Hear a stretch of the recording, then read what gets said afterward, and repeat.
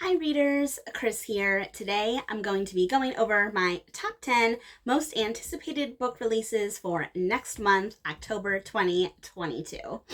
Most months I say I have a hard time picking 10 because there's so many books coming out every single month. But this month, I had a hard time finding 10 that I was actually interested in. There's still a ton of books coming out. Not a lot of them interested me, but I was able to pull together 10 for this list, so I'm going to jump in.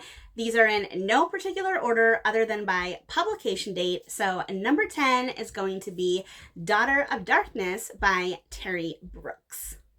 Terry Brooks is a huge fantasy author. He's been around for a while. I'm sorry to say I have not read a ton of his books. I have read some. I do plan on reading more at some point. This one actually sounds really interesting.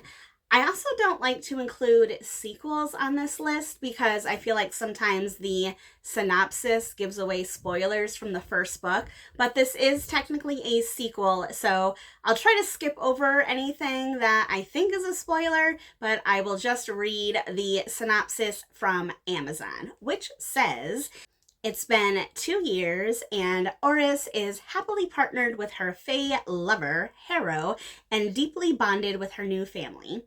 All seems to be going perfectly until, surprisingly, the goblin attack begins again. Someone, it seems, has not forgotten that Oris exists and is determined to retrieve her. But who and why?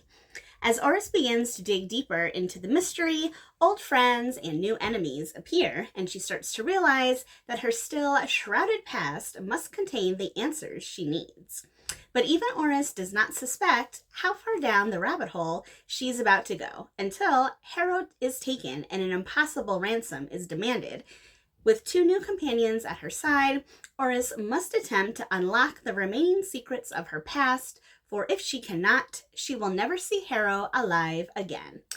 Oh no, poor Harrow. I don't even know who Harrow is because I haven't read the story before, but this sounds both like slightly corny, but also kind of fun at the same time.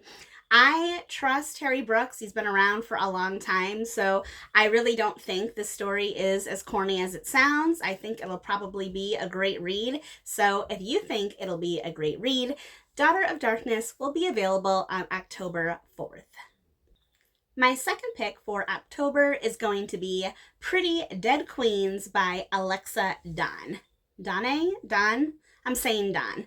I know this author has written other books, but I'm not really familiar with any of them, so this one is brand new to me, and it says, after the death of her mom, and in parentheses it says screw cancer, 17-year-old Cecilia Ellis goes to live with her estranged grandmother, a celebrated author whose Victorian mansion is as creepy as the murder mysteries she writes. On the surface, life is utterly ordinary in the California coastal town. ... Until the homecoming queen is murdered, and she's not Seaview's first pretty dead queen. With a copycat killer on the loose, Cecilia throws herself into the investigation, determined to crack the case like the heroines in her grandmother's books. But the more Cecilia digs into the town's secrets, the more she worries that her own mystery might not have a storybook ending. I think this sounds super fun, super cute. There's always something like that draws me to these kind of like high school hijinks. Like this story, this synopsis is giving me Carrie vibes. It's giving me like Buffy the Vampire Slayer vibes, even though maybe, I don't know if there's anything supernatural going on here, but just this whole high school setting and murders and mysteries and prom queens and all that stuff. No matter how old I get, like that stuff I still find super entertaining. So if Pretty Dead Queens sounds entertaining to you, it'll be available on October 4th. My third pick for October is going to be The First to Die at the End by Adam Silvera. If this book sounds familiar to you, it is because it is actually a prequel to the super popular They Both Die at the End. which I have not read, but I've definitely heard of. I think a lot of people have probably heard of it. If you haven't, go Google it, because I know that it was a super popular book when it came out, especially on BookTok. So like I mentioned, this new book is actually a prequel and features all new characters, which I love, which I really, really love. So according to Amazon, it says, it's the night before Deathcast goes live, and there's one question on everyone's mind. Can Deathcast actually predict when someone will die, or is it just an elaborate hoax? Orion Pagan has waited years for someone to tell him that he's going to die. He has a serious heart condition, and he signed up for the Deathcast so that he would know what's coming. Valentino Prince is restarting his life in New York. He has a long and promising future ahead, and only registered for Deathcast after his twin sister nearly died in a car accident. Orion and Valentino cross paths in Times Square and immediately feel a connection. But when the first round of end day calls goes out, their lives are changed forever. One of them receives a call and the other doesn't. Though neither boy is certain how the day will end, they know they want to spend it together, even if that means their goodbye will be heartbreaking. Told with acclaimed author Adam Silvera's signature bittersweet touch, this story celebrates the lasting impact that people can have on each other and prove that life is always worth living to the fullest. I mean, this sounds both really, really, really sweet, really touching, and also like kind of crazy as well. I feel like I'm the type of person that likes to know things. I like to know things. I'm not bothered by spoilers. Like, I would rather know everything that happens. I'm someone that flips to the back of the book. So I would definitely want to know when I'm going to die. I would want to know. But I think that's a really interesting question to ask. Like, would you want to know? Let me know in the comments section below if you make it this far in the video. So I think this sounds like a super fun book. If you think it sounds like a super fun book, The First to Die at the End will be available on October 4th. My fourth pick for October is going to be The Restless Dark by Erica Waters. This is an author that I just discovered this year. I read her book, The River Has Teeth, earlier this year, and I really, really, really liked it. It was like part mystery, part fantasy, supernatural, witchy. Like, it had so much good stuff going on, and I'm hopeful that this book will be similar. So according to Amazon, it says, dun dun da da, the cloudless killer is dead. Now, a true crime podcast is hosting a contest to find his bones. Lucy was almost the serial killer's first victim. Carolina is a true crime fan who fears her own rage. Maggie is a psychology student with a little too much to hide. All of them are looking for answers, a new identity, and for a place to bury their secrets. But there are more than bones hiding in the shadows. Sometimes the darkness inside is more frightening than anything the dead leave behind. I mean, that doesn't really tell me much, but already it feels very similar to The River Has Teeth. I'm hoping that it's not too similar, but obviously we've got some sort of mystery, some sort of murder, maybe something supernatural. I don't know. The more I talk about it, the more it's starting to sound the same. But I hope that it's its own story, its own unique journey. If you think that The Restless Dark will be its own unique story for you, it'll be available on October 4th. My fifth pick for October is going to be Princess of Souls by Alexandra Christo. If this name is familiar to you, she is the author of the super popular To Kill a Kingdom series. But this is a new book and a new series, and this one says, for 16 years, Celestra has been trapped in her tower of the floating mountain, prepared to take her mother's place as the king's witch, who foretells deaths at the Festival of Predictions. Outrunning your fate earns a wish, and the chance to steal the king's immortality, but die and your soul is forfeit. And though thousands have tried, nobody has ever beaten death. A soldier in the king's army knocks, is an unlikely candidate for the festival, but driven by revenge, he is determined to steal the king's immortality and kill the entirety of the court, starting with Celestra. Yet, when Celestra touches Nox in her very first prediction, their fates become intertwined, and death seeks to take both their souls. Only by working together can they survive long enough to escape the dark fate and the immortal king that now hunts them. Ooh, I don't know about you, but I like the sound of that. I like the sound of that. Yes, this is a YA fantasy. If you can't tell, it's got some Rapunzel type vibes going on there. You know, a young girl trapped in a tower. I don't know how much farther the the comparisons go past that, but I think this sounds like it could be a super cool story.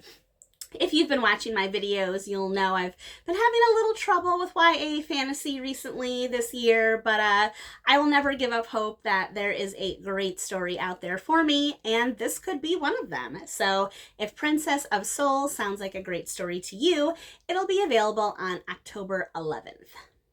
My sixth pick for October is going to be something completely different and a genre of book that I don't think I have ever picked before in one of these videos.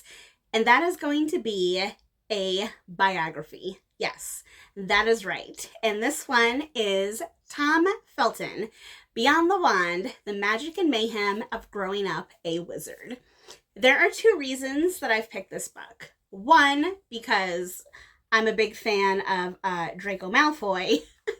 But two, like, I'm always fascinated with stories of actors who started out as, like, child actors, because being in the public eye and being famous at such a young age, like, can be a very traumatic experience. Like, that's why a lot of these, like, Disney Channel, Nickelodeon kids, as they start to get older, they tend to go, like, wild. They go wild, and there's, like, a part of me that I don't want to say likes, because it's sad what happens to them, but, like, I find it fascinating. So this is what it says about Tom Felton, Beyond the Wand. Tom Felton's adolescence was anything but ordinary. His early rise to fame in beloved films like The Borrowers catapulted him into the limelight, but nothing could prepare him for what was to come as he landed the iconic role of Draco Malfoy, the bleached blonde villain of the Harry Potter movies. For the next 10 years, he was at the center of a huge pop culture phenomenon, and yet, in between filming, he would go back to being a normal teenager trying to fit into a normal school. Speaking with great candor and his signature humor, Tom shares his experience growing up as part of the wizarding world while also trying to navigate the Muggle world. He tells stories from his early days in the business, like his first acting gig, where he was mistaken for fellow blonde child actor Macaulay Culkin, and his Harry Potter audition, where, in a very Draco-like move, he fudged how well he knew the books the series was based on. Not at all. He reflects on his experiences working with cinematic greats such as Alan Rickman, Sir Michael Gambon, Dame Maggie Smith, and Ralph Fiennes, including that awkward Voldemort hug. And perhaps most poignantly, he discusses the lasting relationships he made over the decade of filming, including with Emma Watson, who started out as a pesky 9-year-old whom he mocked for not knowing what a boom mic was, but soon grew into one of his dearest friends. Then, of course, there are the highs and lows of fame and navigating life after such a momentous and life-changing experience. Tom Felton's Beyond the Wand is an entertaining, funny, and poignant must-read for any Harry Potter fan prepared to meet a real-life wizard. Now, that synopsis doesn't suggest that it goes in depth into maybe some of the darker parts of his life, which anyone with a computer, you can Google it and you can see it. Like, he's had some lows, and It says that, but I'm not sure how far the book is going to go. I hope it does go far. I hope it goes all the way. I hope he talks about all of those things. Like, I think if he was open and honest about them, I think people would be very responsive to that. So anyway, yes, first biography on my list. If it sounds like something that'd be interesting to you, Tom Felton, Beyond the Wand will be available on October 18th. My seventh pick for October is going to be Poster Girl by Veronica Roth. If her name sounds familiar to you, it's because she wrote the very popular Divergent series. This is a brand new book from her. It also sounds like it's a dystopian story, so buckle up for this one. What's right is right. Sonia Cantor knows this slogan. She's lived by it for most of her life. For decades, everyone in Seattle, Portland, megapolis lived under it, as well as constant surveillance in the form of the Insight, an ocular implant that tracks every word and every action, rewarding or punishing by a rigid moral code set forth by the delegation. Then there was a revolution. The delegation fell. Its most valuable members were locked in the Aperture, a prison on the outskirts of the city, and everyone else, now free from the Insight's monitoring, went on with their lives. Sonia, former poster girl for the delegation, has been imprisoned for 10 years when an old enemy comes to her with a deal. Find a missing girl who's stolen from her parents by the old regime and earn her freedom. The path Sonia takes to find the child will lead her through an unfamiliar, crooked post-delegation world where she finds herself digging deeper into the past and her family's dark secrets than she ever wanted to. With a razor-sharp prose, Poster Girl is a haunting dystopian mystery that explores the expanding role of surveillance on society, an inescapable reality that we welcome all too easily. Ooh, like just reading that kind of gives me chills, tingles, because obviously this is like very topical now. I'd say within the past, 10 years, the whole issue of surveillance and Big Brother and, tracking, NSA, like this has become a really big topic. I mean, it's always been there, but I think it's really been brought to the forefront by, social media and stuff like that. So I think this sounds fascinating, and I mean, look at that cover. Like, ooh, it just gives me chills. If Poster Girl gives you chills, it'll be available on October 18th. My eighth pick for October is going to be The Whispering Dark by Kelly Andrew. I don't know anything about this author, but this book sounded interesting to me, so here goes nothing. Delaney Myers Petrov is tired of being seen as fragile just because she's deaf. So, when she's accepted into the prestigious program at Godboll University that trains students to slip between parallel worlds, she's excited for the chance to prove herself. But her semester gets off to a rocky start as she faces professors who won't accommodate her disability and a pretentious upperclassman fascinated by Delaney's unusual talents. Colton Price died when he was 9 years old. Quite impossibly. He woke several weeks later at the feet of a green-eyed little girl. Now, 12 years later, Delaney Myers Petrov has stumbled back into his orbit, but Colton's been ordered to keep far away from the new girl, and the voices she hears calling to her from the shadows. Delaney wants to keep her distance from Colton, but she seems to be the only person on campus who finds him more arrogant than charming. Yet, after Godboll students turn up dead, she and Colton are forced to form a tenuous alliance, plummeting down a rabbit hole of deeply buried university secrets. But Delaney and Colton discover the cost of opening the doors between worlds when they find themselves up against something old and nameless, an enemy they need to destroy before it tears them and their forbidden partnership apart. I am reading Ninth House right now by Leigh Bardugo, and this book sounds very similar to Ninth House, very similar. We've got a school, we've got secret societies, we've got a mystery, we've got portals to other worlds. I mean, it sounds very similar to Ninth House, but this is more of a YA version, where I feel like Ninth House is more of an adult version. I am really enjoying the adult version, so I'm hoping that this YA version is something I would enjoy as well. So if The Whispering Dark sounds like something you would enjoy, it'll be available on October 18th. My ninth pick for October is going to be The Singularities by John Banville. And yes, this is not a fantasy book. Woohoo! At least I don't think it is. I mean, I haven't read it, so maybe it is and I just don't know. But it doesn't sound like a fantasy book to me. Let me know what you think.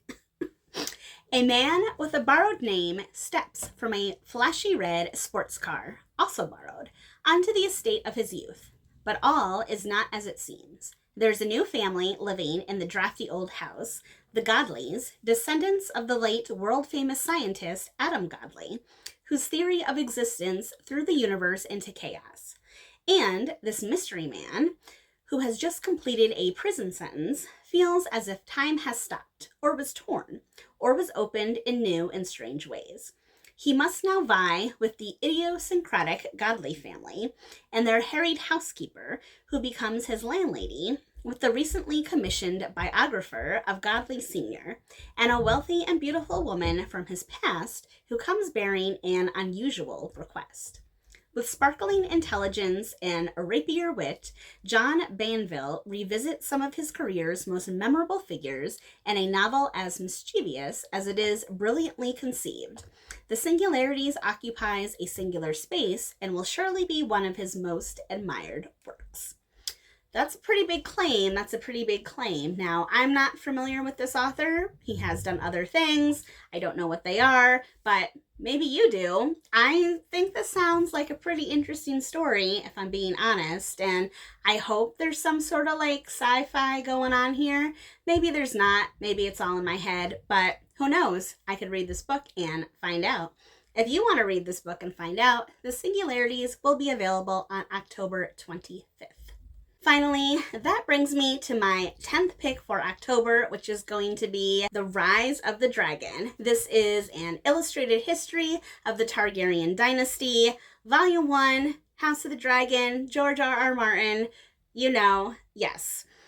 I have collected like every single piece of side Game of Thrones, Song of Ice and Fire book that has come out, so I need to add this one to my collection, even though it is ridiculously priced. But the synopsis for this book says, for hundreds of years, the Targaryens have sat the Iron Throne of Westeros while their dragons ruled the skies.